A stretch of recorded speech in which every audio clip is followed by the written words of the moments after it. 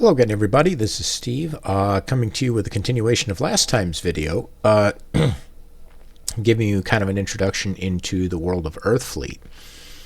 On the last video, I kind of took a path down, kind of where Earthfleet came from, how they got started, what led to their creation, how it started out, how it ended up, and things like that. Well, this time I'm going to take it on a little bit different approach. Since Earthfleet is the military arm of the Braeburn Society, and a defensive arm, they have no desire to be offensive. Their job is just to keep Earth safe and allow the Braeburn Society to do what it does best and loves to do, which is do science. Do science, discovery, learning, things like that. So this time I'm going to kind of cover the Braeburn Society, who they are, where they came from, and why they're so important to the story and to that universe and stuff. And not just the Orc Perimeter novel, but all the others in the Earthfleet universe. Because without the Braeburn Society, there wouldn't be Earthfleet. And without Earthfleet, there wouldn't be that series. I mean, you'd still have the universe, but you wouldn't have anything to drive it. But anyways, the Braeburn Society, which a lot of people just call them the Society, just shorthand it, is, you could call them the BS, but I don't think that would fly very well. But no, what it is they, in the 1500s, the people who practiced science were under heavy persecution by the Catholic Church. And there were other organizations. The royalty were afraid of them because, what they did was magic, and stuff like that. So it was under persecution from all sides, but primarily the Catholic Church. And a lot of that is just, we even have it in today's world, and it's just basically it's ignorance. It's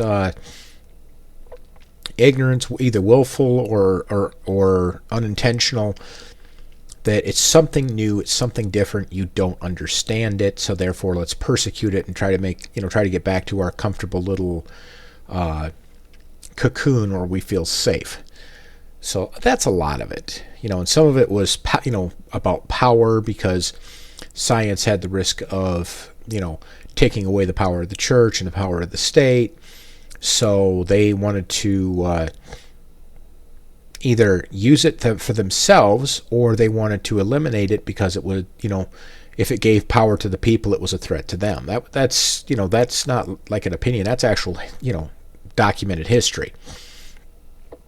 So, and that was part of my foundation for creating the Braeburn Society, because I needed a catalyst that would create the need for the creation of the Braeburn Society, and I just took that period of time and used that as the catalyst in the story for creating them.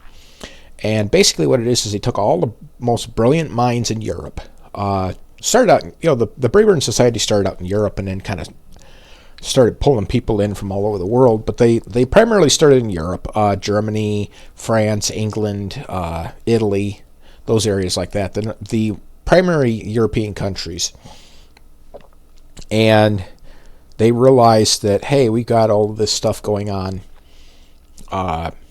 We need to, if we want to protect ourselves and the science that we love and everything, we need to band together.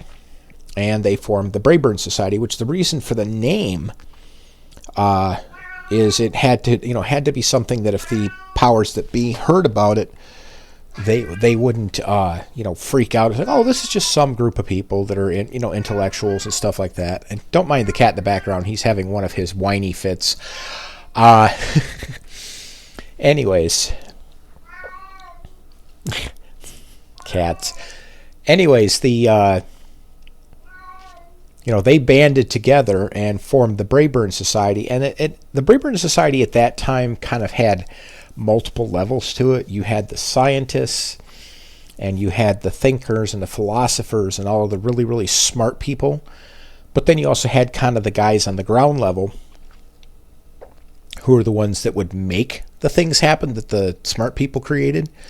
They also worked like in political intrigue and the practical, the practical side of things. That there was smuggling. That might sound like a bad thing, but when you consider who you're up against, you kind of have to drag in some of the less savory characters to help you survive and not get taken out by the powers that be.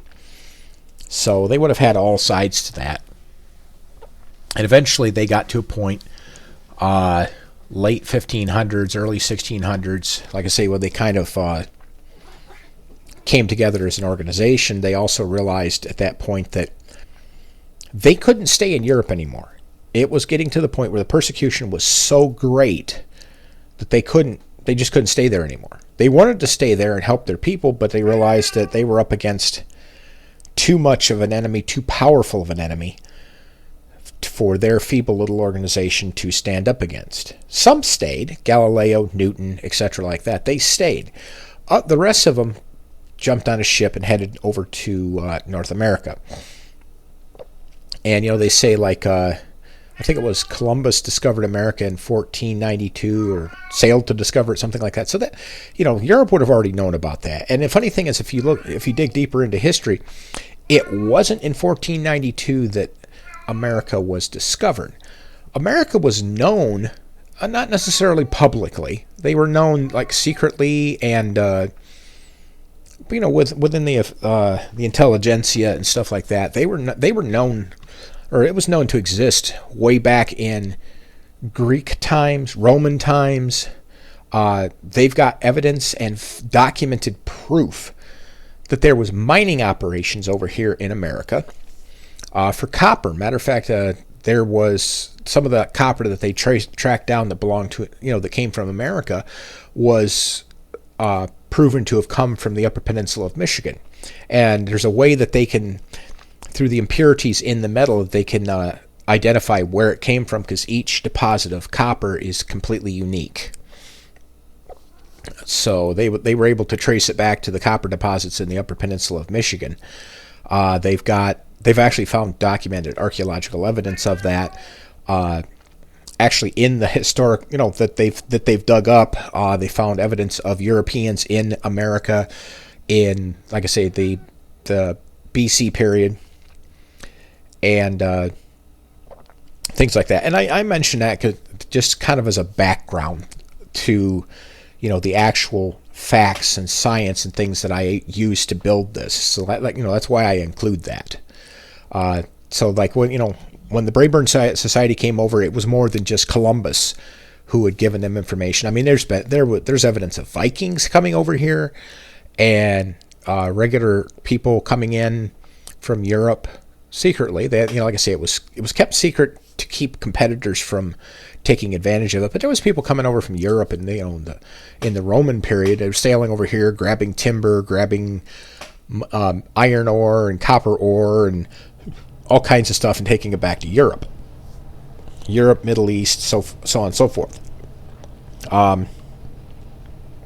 So, like I say, America was well known by that point in time, even if not publicly. At least, as far as publicly goes, because it was, after 1492, it was known publicly, but not to the level it was known privately. I'll say it that way. But anyways, Braeburn Society moves over to America, and they set up shop on the East Coast. And, they've already done all their homework, which, being that they're a society of nerds, they would have done all their homework. They would have sent explorers ahead who would have worked with the local tribes and been, hey, we've got all these cool toys and we can help you out. We can, they would have not come in like, we're conquering your land and we're taking it over and we're setting up settlements. No, they would have come in and said, hey, we're new in the area. What can we do to help you guys? And what can you guys do to help us? And let's have a mutual agreement, a relationship. And if you look at the Indian tribes of the East Coast, that's exactly what happened with some of the settlements.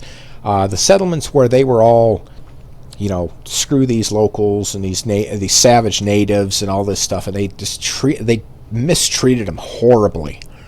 They kept bringing diseases to them. They were shooting them. They were going to war. It was just horrible, which is part of where a lot of the Indian wars came from, Because if you look at the history, it wasn't the Indians against the white settlers. It was the Indians against certain settlers. There were other ones, and there's, if you go research it, there's documented proof of this, where they were settlers that came in, and the Indians loved them. Well, you guys would probably say Native Americans, but still, it's, they knew them as Indians, so that's kind of why I've referred to them that way. But they came in and they interacted with the locals, the Native Americans, and they dealt fairly with them. They helped the Indians helped them. They had a great relationship, and you could have 50 miles up the shoreline, you got an entirely separate colony full of douchewads who are hurting the Indians, and then they're wondering why the Indians keep raiding their camp and killing their people. So, the Indians were actually very amicable people. If you were willing to be kind to them and trade with them, and you help them, they help you, they were great people. You're out, but if you're out there trying to steal their land, steal their women, do all these horrible things to them, yeah, they're going to walk in there and they're going to kick your fanny, and rightfully so. But anyways, the Braeburn Society in the early 1600s came over, which is roughly about the time of the Mayflower and stuff like that. And they came over, and they what am I thinking of? Yeah, they came over, and they didn't park on the shoreline like the Pilgrims did and some of the other settlers did and stuff. They came in there, and they had already had their advanced force getting everything ready. They found a perfect place, like in the Tennessee Valley, where they could set up shop.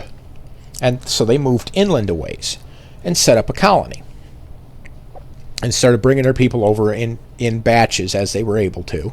They helped the Native Americans. Native Americans helped them.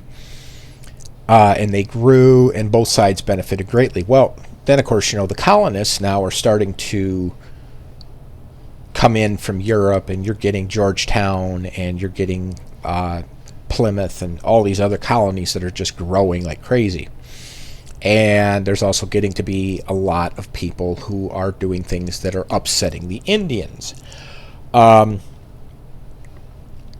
So things are getting a little hostile. You got the colonists coming in, and you got, of course, the Catholic Church is what made the leap across the pond to America. So now they've got the same problem all over again, but in a different country. So they pack up their things, pick up, and move further inland, and where they end up landing is in the Colorado Mountains. And they literally just like hamster tunnel all the way through the Colorado Mountains. And I don't have actual scientific precedent for there being lots and lots of tunnels and underground structures and stuff in Colorado.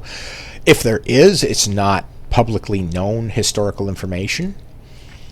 But I just kind of assumed, it was my way of looking at it was, were they going to move there and live on the surface and build their cities and stuff? And my thought, no, because they're trying to hide. So what they're going to do is, by this point in time, they've got the technology to grow food underground. So they wouldn't have needed farmland up on the surface. And they have a high need to hide, to protect themselves. Of course, by this point, they're also technologically advanced enough that if the British government would have sent troops and would have sent like the Catholic Church, or the Catholic Church would have sent their executioners or whoever they were, the Inquisition or whatever, if they would have sent them to find the Braeburn Society at that point in time, they would have found them and probably would have regretted finding them.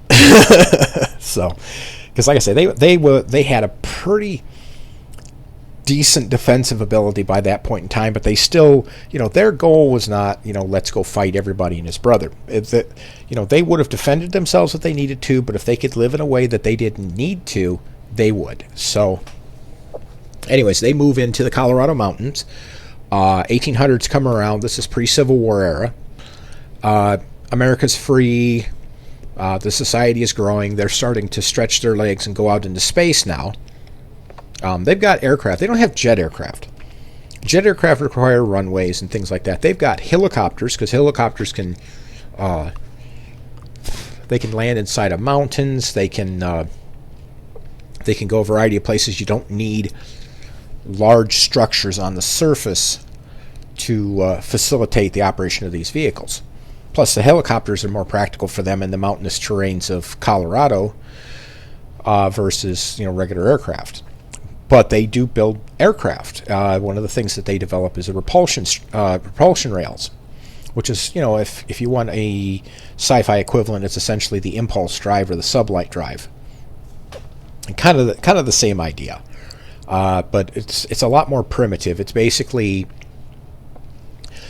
it's anti-gravity without being anti-gravity.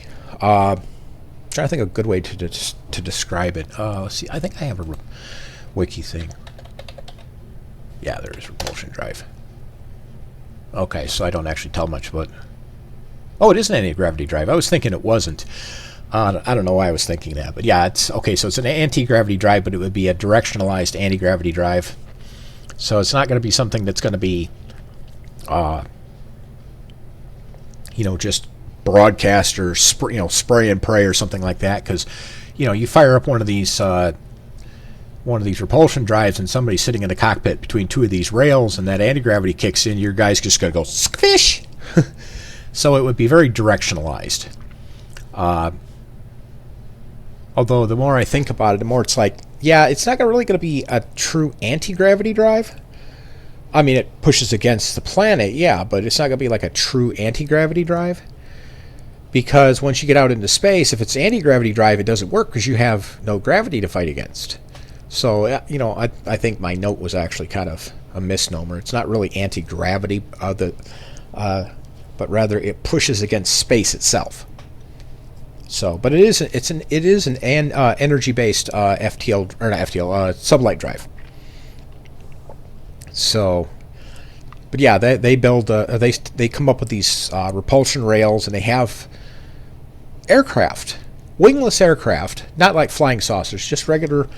It'd be like an F-18 without its wings and tail structure and stuff, because the repulsion drives do all the work for them. Anyways, they're running around with that, and during that time, they're like, "Hey, let's go up in space and do some exploring." And they needed somebody who, which is funny because the Brayburn Society needed somebody who knew how to command a ship, how to command a crew. And you think, okay, why didn't you just draw from your own people? Well, the one thing that the scientists and the other people who were part of this project realized is, yeah, we've got kind of our own quote-unquote unofficial military. They know leadership. They know how to command people. But how do you command a ship? Because one thing that a lot of people don't realize, and this is a nice thing about having a dad who was in the Navy, commanding a ship is entirely different than commanding like ground troops and stuff. You got a whole other set of considerations that you have to concern yourself with. You've got not just the people, you've got logistics, you've got the ship, you've got a whole different set of responsibilities.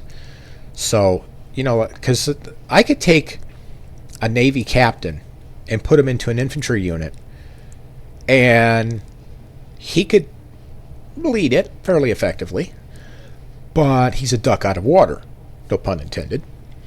Because you're dealing with individuals over an area with tactics and maneuvers and things like that. The ship, you're dealing with not just the personnel, you're dealing with the vehicle itself, maintenance, steering, trying to keep it from running aground, hitting other ships.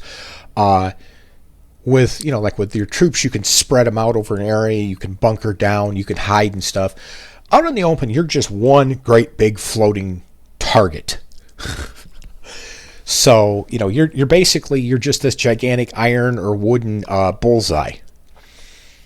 And you have your tactics are kind of like if you took an army unit, bunched them all together and maneuvered them around, bunched together like that. That's kind of what it is with a ship. And it would be the same thing with a starship. I mean, if you've watched Star Trek, Star Wars, things like that, and you look at the tactics that they have to employ, even in the sci-fi world, it's an entirely different animal to like an infantry unit, for example. And so they needed somebody who was used to those situations, like, you're in a storm, your ship is being beat to death, it might fall apart, the keel might break, etc., etc. How do you deal with that? How do you properly navigate? How do you assess problems? How do you deal with disasters, dangers, things like that? It's a whole other way of thinking.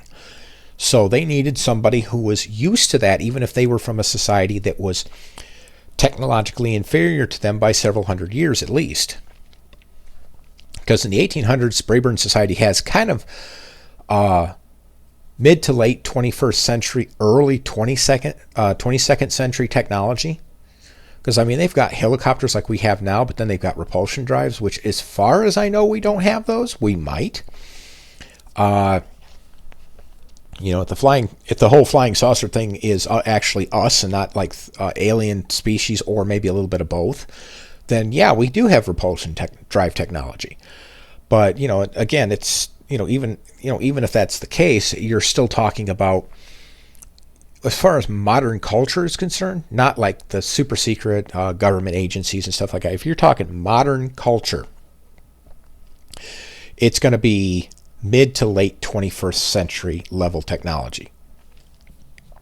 Because that stuff, basically the stuff that the government has, it's really high end and high tech. We don't see it until it's obsolete as far as they're concerned. As soon as they consider it obsolete, then we start seeing it. And for obvious security and military and defensive reasons. But so if you think of it that way, that if they have it, society's not going to see it until the mid to late 21st century, maybe even the early 22nd century. Then you understand more what I'm coming at with the level of technology that the Brayburn Society has. And another thing about the Brayburn Society is they're not just smart people. These people are insanely smart. Almost all of them are stable geniuses, which is a big thing with the Brayburn Society. They don't want lunatic geniuses in there, because that just goes against their philosophy and not mantra, but I would say mission statement. Kind of goes against their mission statement of do no harm, but do science, but do no harm.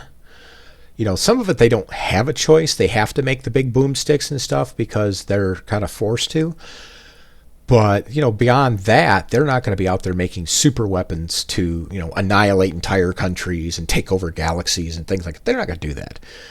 What they are going to do is they're going to go over there and they're going to tear the galaxy apart, figuratively speaking, and figure out what makes it tick. They're gonna like disassemble stuff, figure out what makes it tick. Why does this work this way? They're doing true science, not what's in it for me so much as what's out there. I want to learn it. So it's kind of the good side of science, because science has a good side and a bad side. The bad side is people who do science for to enrich themselves, but not in a good way. They're after the money, the power, the control, in some cases the funding, which goes back to the money. And then there's other people who do it for the love of science, for the love of learning. It's kind of goes back to what I was saying in the previous video about being a writer. Or an author. There's two types of authors. There's the one that's in it for the money and what they can get out of it. And there's the other one that's in it because of the love of writing. They love writing. They love the stories and creating and the characters and all that stuff. So, and not everything has these nice little black and white two sides to them, good and evil and stuff. But there's a lot of things you can distill down to just two sides, basically, and that's essentially what they are. Is they're the good side of science, and there's others that are the bad side of science. But yeah, they're generally the good side of science, and they're always looking to push the envelope. Not like, look at me, I'm better, I did something greater. But it's, hey, look what cool thing I found. So it's kind of like the adult form of the wide-eyed, desire to learn that kids have. They're, look what I learned today. It's like the adult version of that. And because of that, the Brayburn Society, once they're free, which really didn't happen until they came over to America, and they would have spent a few years initially getting themselves established. because they would have been coming over into completely virgin territory. They've got to set up their colony. They've got to, they're going to have supplies coming in from Europe from the people that stayed behind and would be supplying them. But then you've got, they have to survive off the land. They have to set up their own farming. They have to set up, all these things, get their colony functional. Once the colony's functional, now you can go back in and start working on your science. Now you can go back in, you can start studying, you can research, you can do all this stuff. And some of the Braeburn Society was people who weren't scientists. They took cues from the scientists, because the scientists would develop things that would help them, and some of their own people developed things to help them, to increase crop yields, to take advantage of the landscape. How can we, there would have been political majors in there who knew how to play the politics of the locals, the different tribes and stuff. So there's, it's not just a bunch of, old guys with gray hair looking like Einstein running around in lab coats. There's a whole range of them.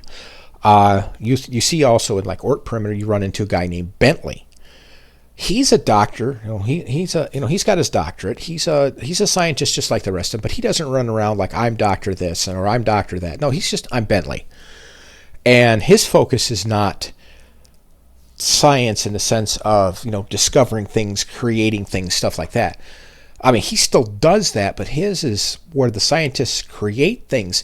He finds ways to manufacture those things.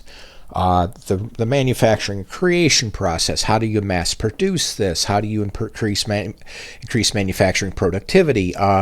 We're in enclosed space. How do you recycle polluted air and different things like that? So it was guys like him that eventually led to the creation of the colonies. But I'll explain those in a little bit. But anyways, they had that. They have this whole range of people there. Some people are just there to work the land, raise the crops, raise the cattle, and feed the other guys who are doing the actual hardcore science. Then you have, they bring in Edmund, which they're already bringing in other people. They've got people from the Native American tribes. They've got people out of Africa.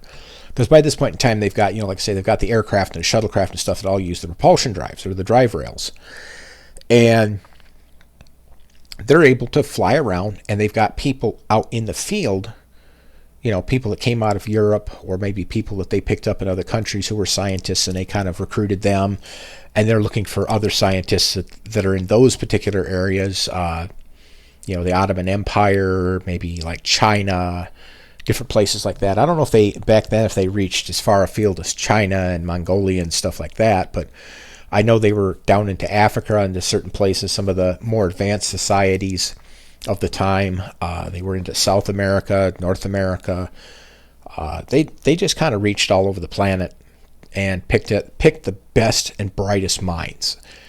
And I haven't touched on it yet in the books, but when I picture it in my head, it's kind of hilarious. You got some dude who's like really super smart. He's got his little chief's hat on. He's got all the feathers and air and everything, and he's wearing his native garb. And he walks in, and it's like, Johnny Caveman walking into the home of Buck Rogers, and he's just, what in the world? Just, whoa, just mind blown. And they would take guys like that were really smart, that could learn and stuff. And okay, they've lived a life in the wild where the only education they get is how to survive. Well, now they set them down. They teach them how to read, how to write. They teach them languages. They teach them science. They teach them all these different things. And there's in the upcoming book, because First Dawn basically tells the story from the point when the society starts building they recruit Edmund, and they start building their first starship, up through the point where they go out, ship gets wrecked, they have it rebuilt, comes back, and this whole brand new ship, basically. The original space frame and structure and everything, but the guts are all brand new. And it's kind of that's First Dawn. That's kind of that time frame. The book after it, which I don't have a title for yet, or if I do, I don't remember what the working title is, but basically it's from the time they come back, and it covers up to either up to the creation of Earthfleet, or just, either up to and through or just before. I haven't decided. I got to write it to actually know specifically where it's going to end, but it's going to kind of cover that time frame.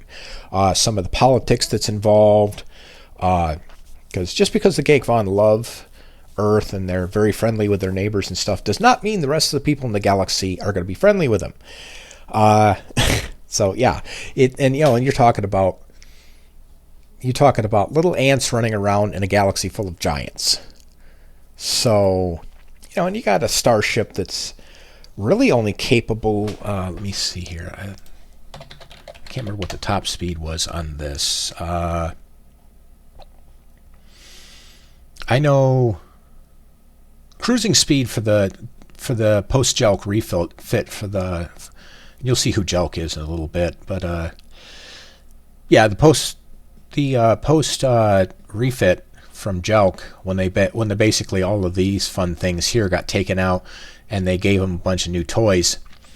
Max cruising speed was warp 6, and that was basically based on what I remember in my notes for the next book. They find out that the reason it could only do warp 6 is basically the nacelles weren't big enough to create a stable warp field beyond warp 6. So it created like a heavy vibration on the ship, and that was, that's a bad thing. So the ship wasn't terribly fast. It was essentially shuttle, maximum cruising speed was kind of what a shuttle would be. Shuttles are not going to be terribly fast ships to begin with because they're not meant for long distance travel. In First Dawn, they actually take a cargo shuttle. That cargo shuttle's only cranking it out at about warp 6. So it's not, the Destiny's not much faster than a typical shuttle. You got some of the big battleships and the warships and stuff like that. They're doing warp 15, 18, 20. And, for you guys that don't, well, you know what warp drive is because you've heard of it from other sci-fi universes and worlds and stuff like that. Star Trek is the one that's most famous for it, although Star Trek did not originally create it. If you do your research, they were talking about warp drive back 30s, 40s, 50s. They were theorizing it. It was coming into use in sci-fi novels of the time. It was one of the ways that they explained faster than light travel, and it was actually, it's funny because the authors of the time actually came up with the idea before science even started looking into it and realizing, this actually might be possible. So, and there's a lot of things. I mean, the original Star Trek series was the what led to the creation of the flip phone, like that little communicator that Kirk was using. Well, that inspired the flip phones of days past.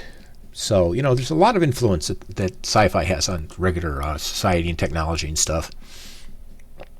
But anyways, that ship was running around warp 6. They figured out, okay, here's what we need to do to change this. Now that we've got the freedom and the time to do that, we can go out, we can pick up the parts we need, come back, refit the ships, which is where you get your Gen 3 refit, because you have the original refit, or you have the original ship, you have the first refit or the Gen 2 version, then you have the Gen 3 version. By this point in time, the Titan class was on the scene, which the Titan class was the renamed Yavlik class. By that point in time, they didn't need to do any more upgrades on the Destiny class, and the Stellar class really made it unnecessary to make any more Destiny class, because Destiny class was, they filled a need at the time, and they were kind of a test bed as the society was learning how to build this technology. They were reverse engineering it. They were learning and discovering it. Of course, you got the Yandians in there helping them, giving them information. You've got Pelk and his Geekvon friends helping them out. Pelk and Taria were just absolute technological geniuses. Taria more than Pelk, but they they helped him out a lot. And then once Earthfleet could stand on its own, they kind of went home. They lived with the humans humans for a while, just enough to help the society get on its feet. Once the society got on its feet, they were able to be able to go home. But of course, by then they were old enough; they were wanting to start their own family and stuff like that. Because Taria and Pelk eventually get married, because they you don't really see it in First Dawn, but they like each other and they eventually start dating and get married and have kids. But one of the things, though, they're childhood friends, and they help the society a lot. And they're even impressed when they get back there and they're living on Earth, just how fast the society grasps this stuff. Like I say, in the society colonies on Earth, in the Colorado mountains, they don't have the restrictions of normal society and politics and all of that. It's like I was saying. It's their thoughts with science is, do no harm, but create to your heart's content. Learn, study, research, all that stuff. And there's pride. I mean, you got human beings, and you're going to have pride and arrogance and things like that. But in general, that's not a big issue in their society, because they frown pretty heavily on that, because they realize it's counterproductive to good science. It's just like the Yandians, for example, the ones I was telling you about before that were of the 9 races.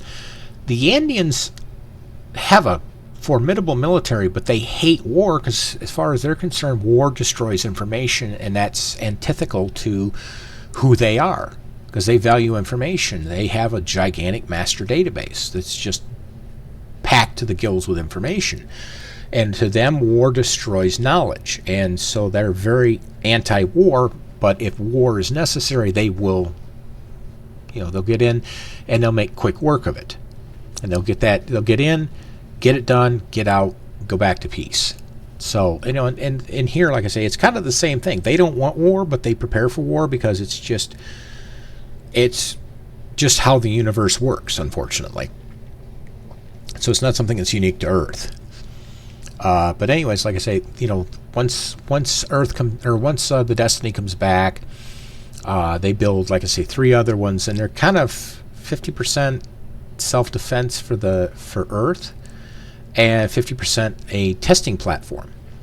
Thankfully, in their process of their testing, they don't actually blow any ships up, so they probably come pretty close a few times, but they don't actually blow anything up. And then you have, like I say, the Stellar class, which is the first, homebrewed, specifically Earth-built starship that they built from all the knowledge that they gained from the Andeans and from the Gaekvan teens and others like that. So, yeah, they come away with a lot. Which one of the other things? Oh yeah. Well, anyways, around the time that the Gaekvan convert the Society Space Corps into Earthfleet, the Society's looking at things, because by now you're talking about 1850s, 1860s. There's this huge push west, and you're heading towards the Transcontinental Railroad. You got people going out to California. They're trotting across the lands of the Society. The Society's watching the Native Americans get slowly wiped out, and the writing's on the wall at that point. They realize, okay, we can go out into space now. We can travel. We can get away from this planet. Let's do that. Let's just get off of Earth, get away from these people, because eventually these people are going to catch up to us. And when they catch up to us, now we've got to go. Now we're back to where we started, and we've got to defend ourselves. So they send people out, and they kind of explore the solar system. Of course, they've got the starships to do it now. Explore the solar system, and they realize, well, okay, Mars is the logical place for us to go. We could go to Venus, but Venus is too hot. Forget Mercury. Going up to the moon is okay. They do colonize the moon, but ultimately the moon is kind of one of those, it's a stepping stone. So they go up and they colonize the moon with subterranean structures, because they realize at some point in time, due to the advancement in science and discovery and things in general society, not inside the Brayburn Society, but just in human culture in general, They're eventually going to be looking at the moon and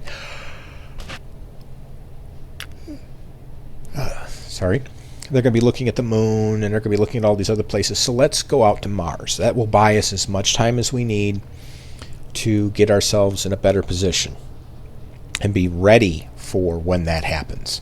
And of course, they figure also that once they get to a high enough technological level, what Earth doesn't bother them anymore. They don't care at that point because Earth can't hurt them anymore. So now they're completely into safe, which really Earth can't hurt them. In that, in the 1850s, they're so far advanced, Earth can't really hurt them. But at the same time, they don't want to have to fight the people of Earth to protect themselves. So they just take all of their stuff in the Colorado Mountains, pack it up, take it out to Mars, and they build a underground colony there, complete with artificial gravity, because Mars does not have the same gravity as Earth, and it has no atmosphere, very little atmosphere. So they basically go out, dig a gigantic hole in the ground, and build themselves a colony underground. These things are really big. They hold like 1 million people each. And you got to consider too is that 1 million people, if you took out all of the extraneous stuff and you had just the basics, like life support, the food production facilities, etc., like that, you could hold 10 to 20 million people in one of these colonies. The reason you can only hold 1 million people is you have this small. I don't have a good example of it. I'll have to come up with that at some point. But you have this small little area where people live, like a little mini city within this colony, and you have the support systems which do the process the air, and they process the water and all of that stuff, and they keep the colonies alive.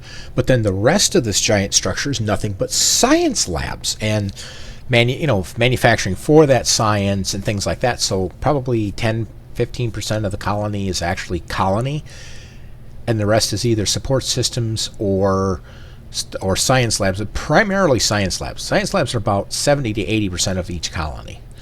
At the time of Oort Perimeter, there are 19 colonies, about 800,000 per colony, and each colony is completely self-sufficient. They're scattered across the surface of Mars.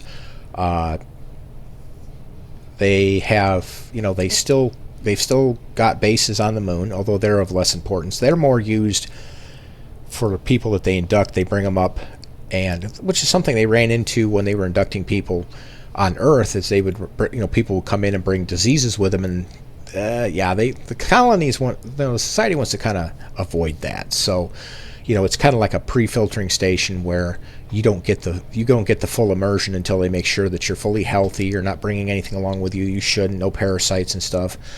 Unintended travelers, things like that.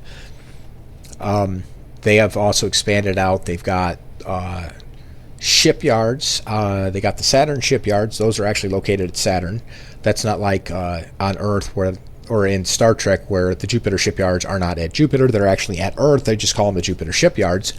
In this case, Saturn shipyards are actually orbiting Saturn. And they have those out there in a way that you can't see them. Now, modern telescopes can see them, but in the olden days you couldn't see them. And the other thing too is the way they're set up is they are cloaked, not like cloaked as in invisible, but cloaked as in there's this gigantic hologram out there that makes it look like there's nothing there. When the telescopes look at the planet, all they see is the hologram, and they don't see the shipyards, because that was their simplified way of hiding the Saturn shipyards. Satellites that wander by, they kind of blind them, so that they only see the planet, but they don't see the shipyards and stuff. So like when they sent out Voyager 1 and 2 and stuff like that, they those ships, those stations and other stuff like that was all hidden, so that nobody knew about this until it got to a point where the Crassians forced their hand and they had to expose themselves. But anyhow, I'm hitting 45 minutes again, so I'm gonna stop here, and I will pick this up again next time, and we'll go over some more things. I can cover more of the Brayburn Society if you want to. I can cover the colonies. I can cover pretty much any subject you want. I do want to cover more areas of this universe, the depth of it, how the politics work, and so on and so forth. So yeah, I mean, please let me know what you think. Like I said, if you have any questions, I can address those in my next video or later on, a video later on. And we'll just keep going through this, and I'll just open you up to the world of Earthfleet. So talk to you later, guys.